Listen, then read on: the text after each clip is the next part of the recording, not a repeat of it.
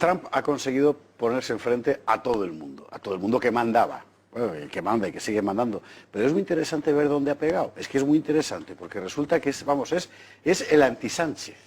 Es el anti-Sánchez. Vamos a verlo.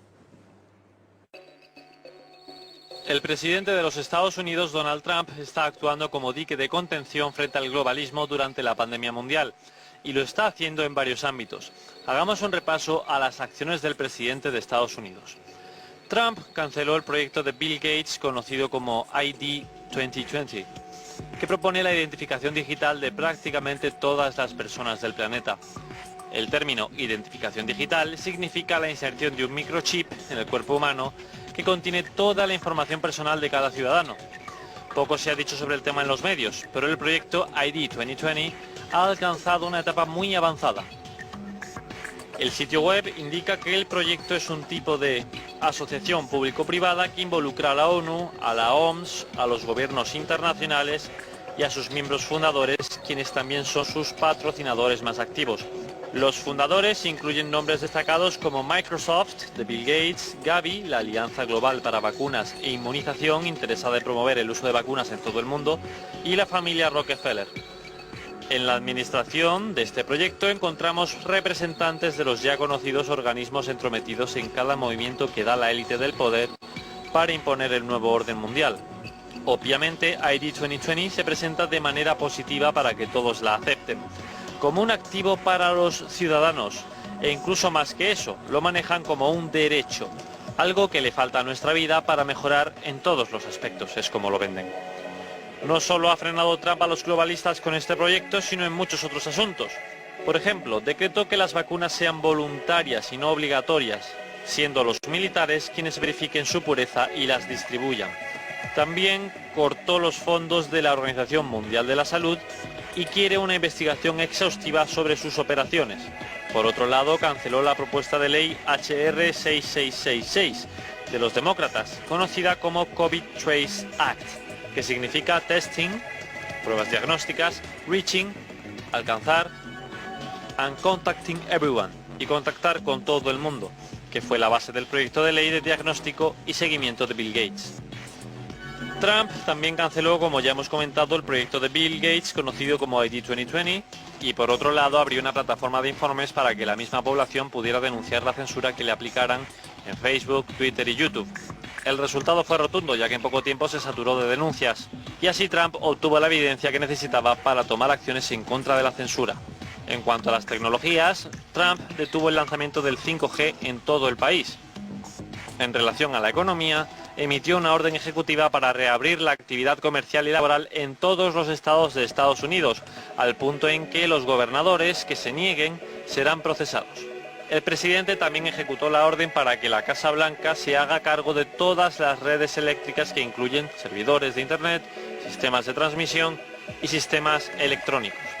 El mandamás norteamericano declaró servicios esenciales los lugares de culto, ya que algunos alcaldes estaban multando a los ciudadanos por asistir a la iglesia. Por último, Trump aplaudió a Australia y a 116 países por insistir en una estricta y rigurosa investigación a China por haber propagado supuestamente el COVID-19, a pesar de varias amenazas en términos comerciales de China.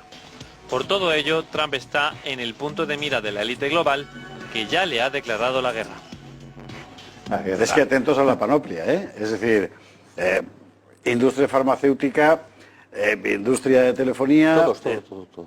Todo. Finanzas, todo. O sea, hay que pensar, si uno estudia un poquito el último siglo, lo que ve, sobre todo después de la Segunda Guerra Mundial, lo que ve es un avance hacia la globalización espectacular. Que ya no estamos hablando de la globalización, estamos hablando del globalismo, es decir, sí, del debilitamiento consciente y deliberado de las soberanías nacionales. Aquí en Europa tenemos el claro ejemplo de la Unión Europea, que ahora ya quiere avanzar hacia un ejército común, hacia la homogeneización de la fiscalidad y bancaria, etcétera. Pero esto se está produciendo en todo el mundo, y detrás de esto hay gente, muy especialmente en Estados Unidos, el Partido Demócrata especialmente, pero también el Republicano. Quiere decir que este es un proyecto en el que estaba, digamos, colaborando todo el mundo que cuenta, todo el mundo que es alguien. Entonces, cuando suceden dos fenómenos que alertan a los globalistas, porque esto iba, digamos, viento en popa, esto avanzaba sin ningún tipo de roce. Y, ¡pum!, el primer problema, que es el Brexit. Claro, el Brexit, Cameron no lo hace para perderlo, lo hace para ganarlo. Y si os acordáis de cómo lo daban los medios, pues era pan comido, iba a salir que no se iban de la Unión. Entonces esto fue una cosa tremenda. Y luego lo de Trump ha sido todavía más descarado porque, si os acordáis, a Trump en el momento en que ganó, incluso antes de que pisara la Casa Blanca, empezaron todo tipo de triquiñuelas para echarle, desde manifestaciones que querían también hacerse violentas, hasta recuentos, hasta presionar al colegio electoral para que incumpliera, digamos, su mandato y eligiera a otro, hasta, es decir, de todo. Hemos tenido, por supuesto, la trama rusa, que ha gastado cientos de millones de dólares en nada, y el espionaje encargado por Obama a la campaña de Trump, que ahora va a salir, y ahí tenemos la complicidad del FBI, en fin, tiene a todo el mundo en contra, efectivamente, porque es el mundo. Es decir, tendemos a pensar, tendemos a ver Estados Unidos como un imperio, qué malos son los americanos que nos están haciendo esto, que están ingiriendo en todas partes. En realidad, lo que estamos comprobando, y si hay imágenes se pueden ver las ciudades ardiendo y tal, es que Estados Unidos es un país más del imperio, no es solo el centro del imperio. El imperio no tiene centro, propiamente. Yo estoy de acuerdo contigo completamente y metería, antes de dar la palabra a Juan Antonio de Castro, dos elementos más encima de la mesa, que es la suspensión del Tratado de Libre de Cambio con Europa, que aquí lo movía la izquierda, por cierto, la derecha ni se enteraba, pero que ponía literalmente todo el comercio entre los Estados Unidos y la Unión Europea en manos de las multinacionales, expresamente dicho así. Sí, que podían cambiar la ley. Y la suspensión, exacto, y la suspensión por parte de Trump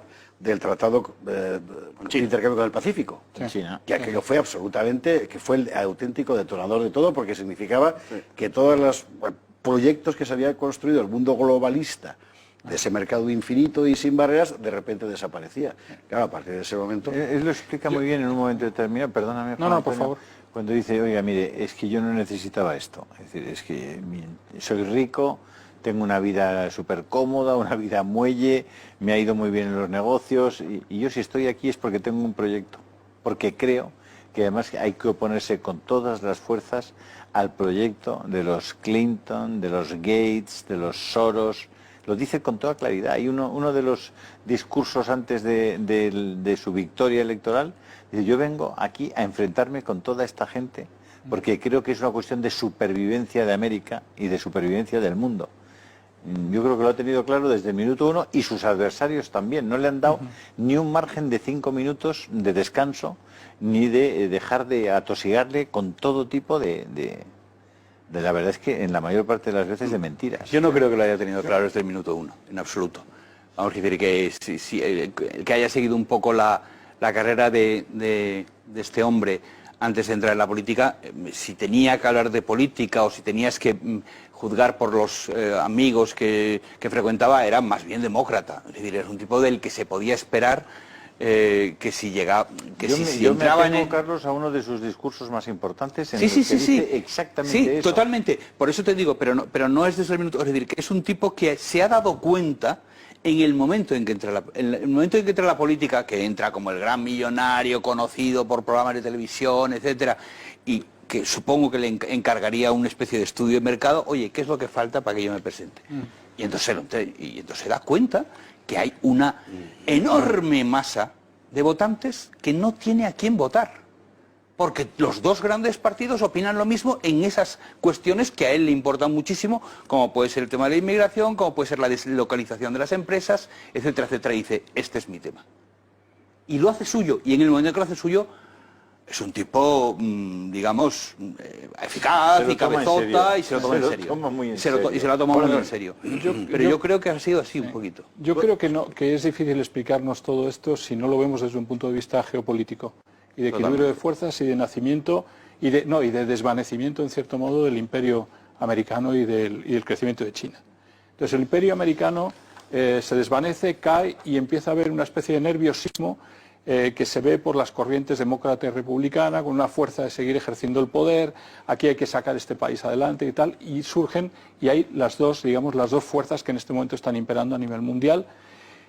Una que es la visión del nuevo orden mundial, apoyada por los demócratas, Clinton, Bill, todos, Gates y todo ese grupo, y toda la agenda y todo el follón que estamos viendo. Y por el otro lado tenemos a Trump con una visión absolutamente mucho más de equilibrio tripolar, en el que podríamos ver a Estados Unidos, a China y posiblemente India en el futuro. Todavía no está. ¿Cuál de las dos vencerá? Es la respuesta de qué pasará con el post-imperio americano. Y eso es un poco lo que está reflejando esta guerra. Efectivamente, pero Trump se da cuenta de que al imperio americano le quedan 3 telediarios y dice, la manera es...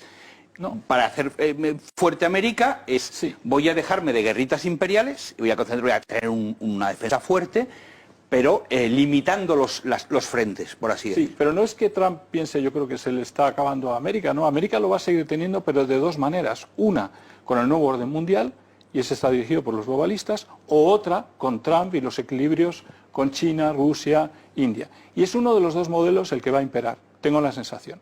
La lucha está por esos modelos en este momento y todos los que estamos viendo por debajo es la gran batalla. Está en Gates, está el COVID, está todos los demás temas, pero lo que estamos viendo es esa gran batalla. Si vemos la lista de lo que ha hecho el señor Trump, y por mucho que a mucha gente le pueda parecer mal, todo ese listado de cosas que hace es perfecto para su batalla contra los globalistas y ojalá la gane. Porque es que el problema de los globalistas... ¿Cómo no la gane? No, ojalá la gane, porque el problema de los globalistas es que son totalitarios y se nos viene encima, se nos ha venido ya encima muy gorda, porque este país ya está totalmente infiltrado y muchos países también, y nos va a ser muy difícil salir de esta historia, ¿no? Don Fernando Paz. Bueno, lo que pasa es que, vamos a ver, ante lo que estamos es ante una ofensiva globalista de la cual América es la primera víctima, en realidad. Es decir, América alberga en su seno el núcleo duro del globalismo, que desde luego en mi opinión, si tuviéramos que personalizarlo en una organización, sería el CFR, el Consejo de Relaciones Externas. Sí. De ahí nace todo y de ahí emana Bilderberg, la trilateral, es decir, todos los organismos. Sí, lo veremos después, Incluso su réplica británica, ¿no? El Consejo de Relaciones Externas de Gran Bretaña, y por supuesto favoreciendo de una manera absolutamente abierta todo lo que sea el libre comercio en todo el mundo y la destrucción de las barreras, y cooptando todo el poder de la sociedad americana, de gente muy conocida. Está ya en torno a los 1000 miembros el CFR, o sea que no son 7 que se reúnen ahí tal, aunque esté dirigido originariamente en las últimas décadas por David Rockefeller, que ya murió, por Henry Kissinger, y pues George Soros es uno también de los más destacados. Bueno, quiero decir con esto que, claro, vamos a ver, Donald Trump es un tipo con el que nadie contaba, o sea, un agente, una pieza del juego que ha salido de repente, con el que nadie contaba, porque esto era republicanos-demócratas, demócratas-republicanos, eran absolutamente intercambiables, daba igual que daba lo mismo, porque lo que tenían unos ligeros matices en determinado tipo de políticas, pero las visiones se correspondían con el think tank del CFR, con el núcleo duro de eso, con la globalización. Lo que está haciendo Donald Trump es precisamente poner coto a ese tipo de visión de América, digamos. Es decir, hay dos Américas para entendernos. Quizá hay dos de todo, cuando hablamos de las dos Españas, dos Alemanias, dos Rusias, también hay dos Américas. Hay una América que es la América cosmopolita de las costas, para entendernos, y hay una América profunda que es a la que responde Donald Trump. Yo creo sinceramente que América, Estados Unidos, en el sentido más profundo del término, es la primera víctima de ese globalismo, porque ha sido un país cuyos intereses han sido puestos al servicio de un proyecto global que ya no es la política de Washington, porque la OTAN ya no es la organización contra el comunismo, es una organización que quiere imponer el globalismo en todo. Es una oligarquía transnacional.